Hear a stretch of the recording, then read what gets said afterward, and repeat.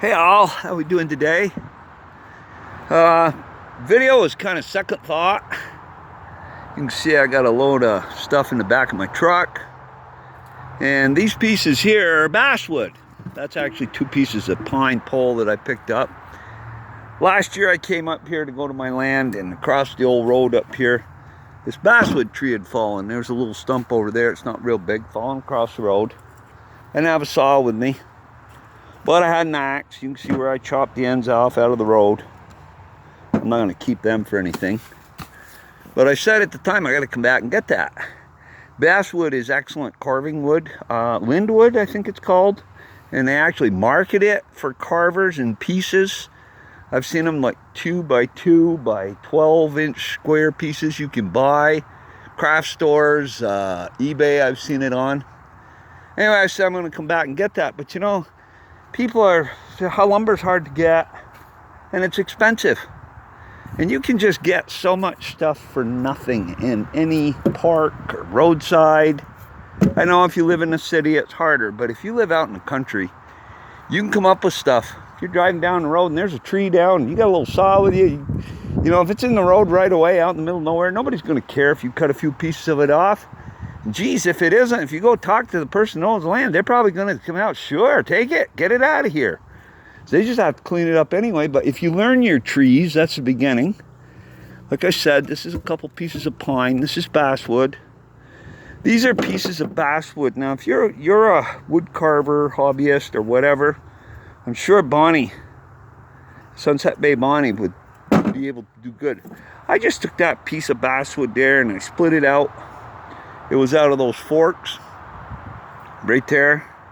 And I split it out and I carved that little wood spirit guy. I don't know if anybody watches Doug Linker.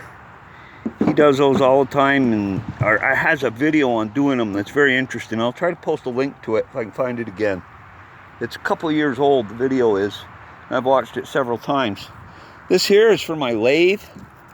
That's all ash. And a couple pieces of maple. Ash turns really nice on the lathe. I've learned that as of lately. And you know, you can just get so much nice stuff for nothing, just laying around. I mean, if you just look around right now, some of them are too far gone. That's way too far gone, I know that. But there's like a piece of pine over there somebody could get. There's another pine, little pine tree leaned up that's dead. And this is kind of no man's land around the railroad tracks, and nobody really is going to care if you came here.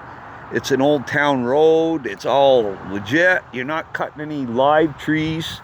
Most state parks don't care if you take downed wood. In Vermont, I know they don't. New Hampshire doesn't care. Maine doesn't care. You know, you can go out and you can forage and pick up twigs and branches and stuff. But anyway, it's just something to think about to save you some bucks and give you some material to work with. And you know, some of this will... Let me walk up to the front of the truck here slowly. And get this chisel right here. Actually, both these chisels. Right there. That chisel right there was made from a grade stake. That handle. I made it just the other day on my lathe. And I mean, it was a free... No, that wasn't. I'm lying to you. I'm sorry. That was a piece of ash. I have one at home that was made out of the grade stake.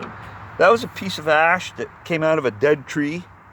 I picked up a year ago down here. This was out of the same tree.